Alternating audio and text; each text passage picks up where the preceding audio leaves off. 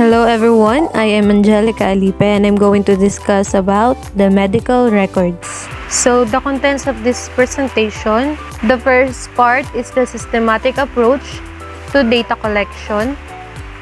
The second part is the pharmacy-related components. The third part, the navigating choppy waters, what to do if information is missing and misplaced. And the last part is the synthesizing patient information, developing a problem list. Let's go to the part 1, the systematic approach to data collection. Considering the often large amount of data available in the patient's medical record, medical assistant must use a systematic approach to review patient data. So this approach in collecting data, the systematic approach, is need to have a lot of available spaces in collecting data, especially when you are using an electronic. We all know that as a medical assistant, you are the one who handle information with the patients inside the organization.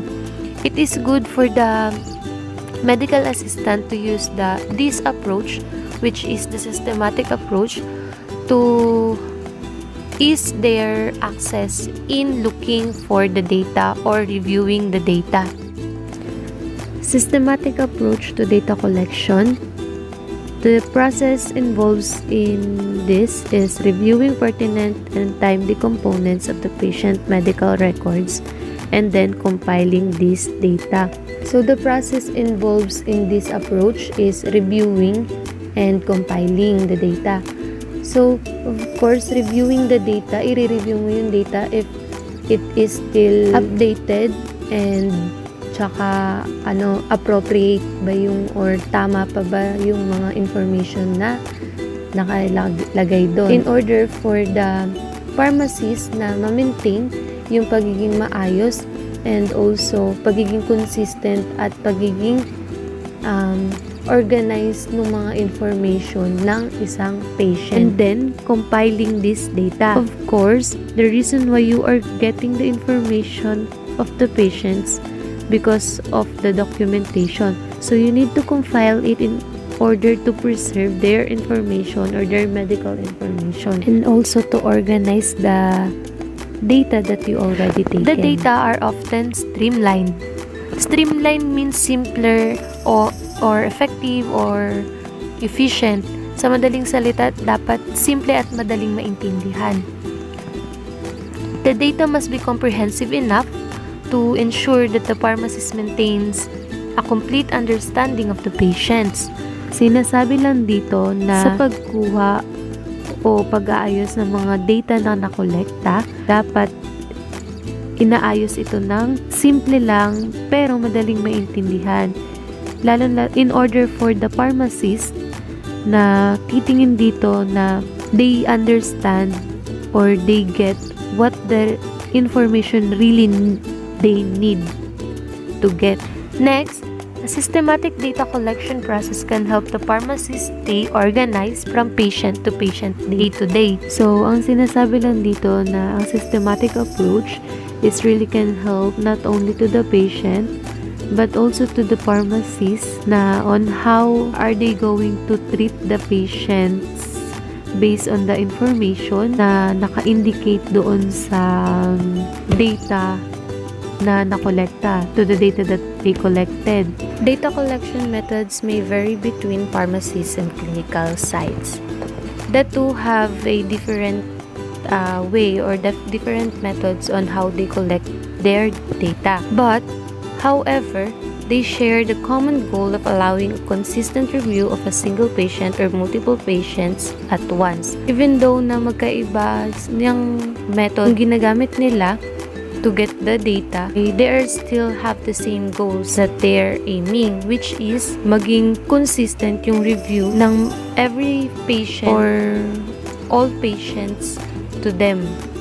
So this approach usually involves the use of paper-based or electronic form that has enough space to include all the relevant materials that the pharmacist may need to collect. So ang sinasabi lang dito that the systematic approach are use of a paper-based and also an electronic form in a way of collecting data which has enough spaces na pwede mong paglagyan ng mga data that you collected from the patients. And in order for the pharmacist na makakuha ng mga informations or na someday they need to collect, ganun. Next is the benefits of a systematic approach are numerous. First, it allows the pharmacist to routinely organize information pertinent to the pharmaceutical care of the patient in a consistent manner. Yung first benefits na sa paggamit ng systematic approach, the pharmacist routinely update the information of the patient. Next, the systematic data collection allows the pharmacist to maintain a process during which potential drug-related problems may be evaluated. Third, this approach allows for ease of patient care pass-off should the pharmacist transfer care of a patient to another pharmacist. So the other benefits is when the patients turn over to the other pharmacy, you have a data that you created, you can give it to the other pharmacist in order for them to know the situation of that specific patient. Last, additionally, the pharmacist's collected data may become a resource for reporting a patient care during rounds, facilitating discussion with other healthcare practitioners or documenting clinical intervention. Mga nakokolekt ng data ng mga pharmacists, it can be a good resource to the patient care on how they handle the patient with a specific illness, and pwede nilang i-apply then. Next, initiating the systematic approach to data collection. A primary goal of systematically collecting data from the patient record should be to keep the process simple yet relevant and comprehensive enough for the pharmacist's needs. So, ang primary goal talaga ng systematic approach is ang magbigay ng information or magkuha ng information, then file it into a simple but understandable. A key in this process is not over-collect data because it is available, but to be sure that there is use and reason for each type of data being collected. Because this may become a routine activity as a part of a patient care. Efficiency and consistency in collection of data become important. Because example, yung pharmacist, marami siyang hinahawakang mga patients na inaalagaan niya. And the collection of data can help for her or him na easy to review the data of the patient. Timing of patient data collection usually follows a 3-point approach. First is pre-encounter assessment. Is often to gather data relevant to the care of the patient for a given task. Example is the clinic visit, patient care rounds, and this is typically conducted prior to meeting with the patient or provider team. Mid-encounter assessment. Data can then be updated or augmented during the mid-assessment encountered with the patient based on additional findings or the patient interview. Last is post-encounter assessment. Monitoring and follow-up of new or changed data should occur, and the data collection form updated according in the post-encounter assessment. Types of systematic data collection forms. Data collection forms are often individualized to a given pharmacist or role in a clinical settings. So I'll show you the example of data collection form. This form is only serves as a starting point. It includes na yung mga sasagutan dito is about the information lang ng patient or ng isang tao. Nagkakaiba-iba lang ng mga form depende sa mga practitioner na pinuntahan nyo or the situations. Let's proceed to the part 2 of this presentation. The pharmacy-related components of the patient medical record. A critical skill for the efficient pharmacist is to review the data with several key pharmacy-related aspects in mind. So in this, sinasabi lang na to become an efficient pharmacist, you should have a critical skills, especially in reviewing data. If you have these skills, it will permit the pharmacy to concise the data collection. The medical history with an abbreviation of H&P is a key area for identifying drug-related problems. The medical history of the patients is makakatulong talaga sa mga pharmacies, lalo na sa pag-check kung meron bang drug-related problems there. Especially kung yung patient is nag-take na ng drugs, possible na hindi niya na pwedeng i-take. And maybe nadagdagan yung dosage, mga ganon. Next, thus, the majority of information contained within the H&P is valuable in developing an assessment and plan for interventions to optimize pharmacotherapy. Nakapaloob talaga sa medical history is so much valuable, especially to those pharmacies, because malalaman agad nila kung ano yung kalagayan ng pasyente, and they will provide easily good treatment for that patient. The pharmacist may find data lacking in some areas which will require clarification via additional patient interviewing. So, sometimes yung mga data is kulang-kulang. So, as a pharmacist, you are the one who are going to update it.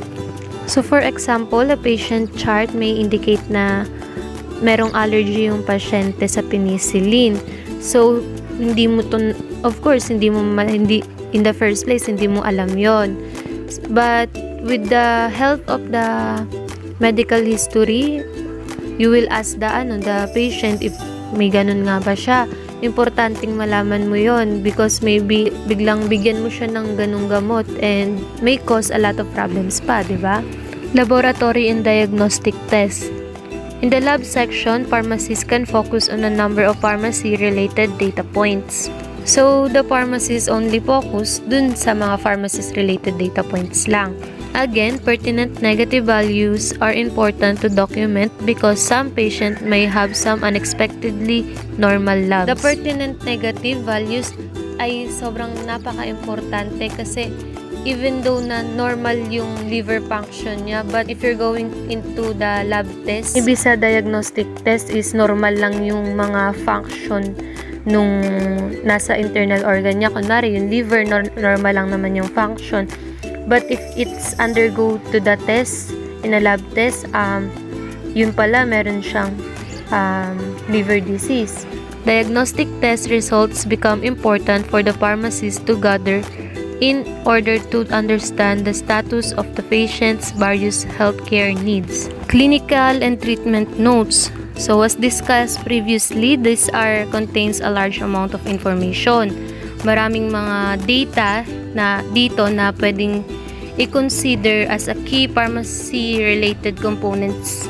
So included here is updates to problem list, including new or change diagnosis. Next, daily updates regarding the patient's ROS and PE, including daily vital signs, ins and outs. Next, nursing notes, including updated vital signs, ins and outs, pain scores, reason for refuse or delayed medication, administration intravenous line site status, daily body weight. Input from specialist regarding the status of various problems on the patient list. Prescriber rationale for changing a medication regimen, dosage, and or duration. MAR o MAR, including confirmation that scheduled medication were administered, timing of medication. So, yung mga nabanggit, ayun yung mga nakapaloob or na information sa mga data. Let's proceed to the part 3 of this presentation. The navigating choppy waters, what to do if information is missing and or misplaced. One of the greatest challenges in gathering information from a patient's chart is actually locating all of the required data. So this is the several issues can arise when navigating the choppy waters of the medical record. First is missing details. Details are often missed during the documentation of the PMH. Information in the wrong location on the chart. This most commonly seems to occur with the review of systems and the physical exam.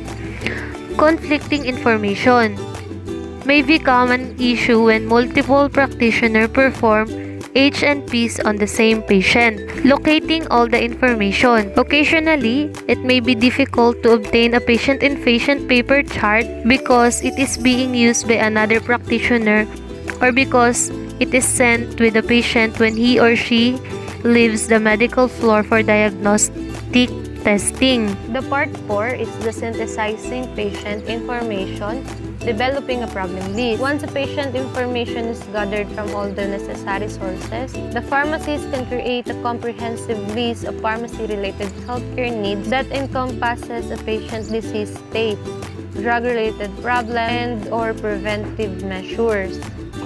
So, once na nag-gather na lahat ng information about the patients, the pharmacy can create ng comprehensive list. The pharmacist can create a comprehensive list na kung paano nila bibigyan ng tamang pag-aalaga or gamot yung pasyenteng yon. Disease states are often referred to as a medical problems. The disease state of patient should be included in the healthcare need list. These are often derived from acute diagnosis, as in the case of the patient in the hospital setting and from the PMH. So, these disease states, ito yung mga acute diagnosis ng mga practitioner natin like physicians, mga medical physician assistant, nurse practitioner, mga ganon. And the examples of the disease states are those hypertension, lipidemia, otitis media, and CAP.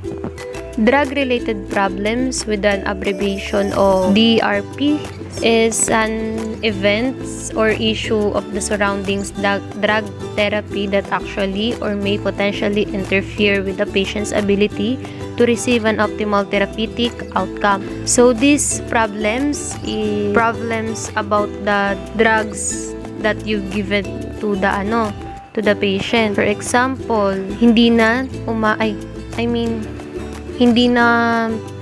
tumatalab yung ibang mga gamot sa pasyente. So, each DRP can be considered as an overall problem, but may be expanded as specific problems are considered. Several DRPs have been described. Indication lacking a drug. So, in this, you're going to review diagnosis or the indication para i-determine mo kung the presence or the absence of the appropriate drug therapy to sa patient. For example, merong pasyente na merong sakit na hyperlipidemia, but he or she is not taking any medication.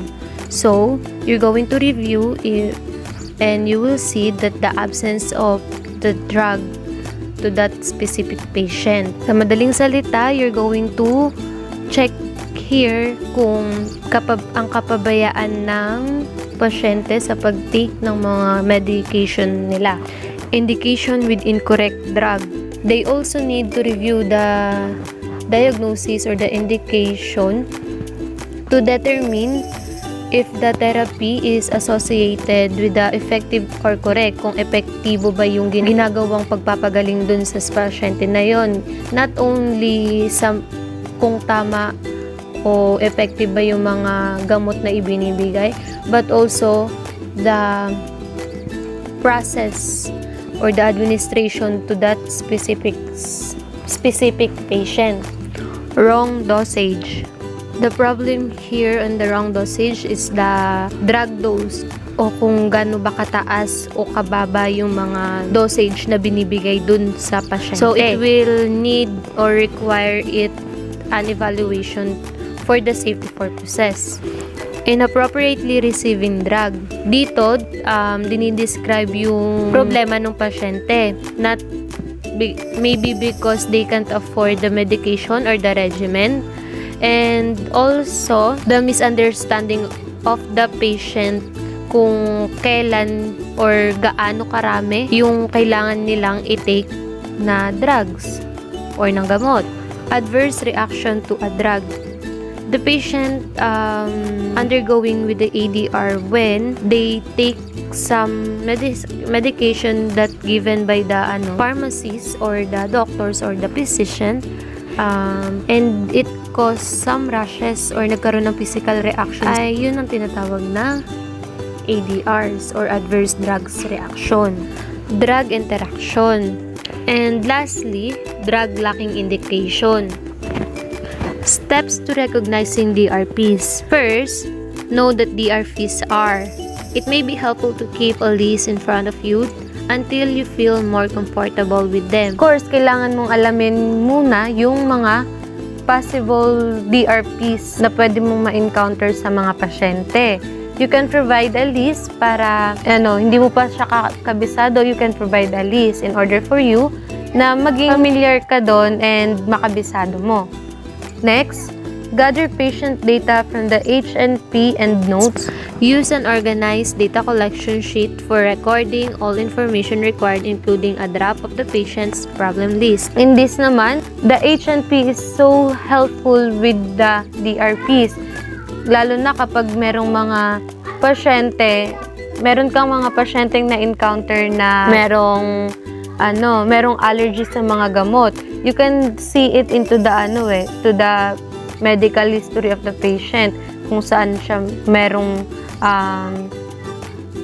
may history ng sakit, kung saan siya may allergy, na andun yun sa may medical history.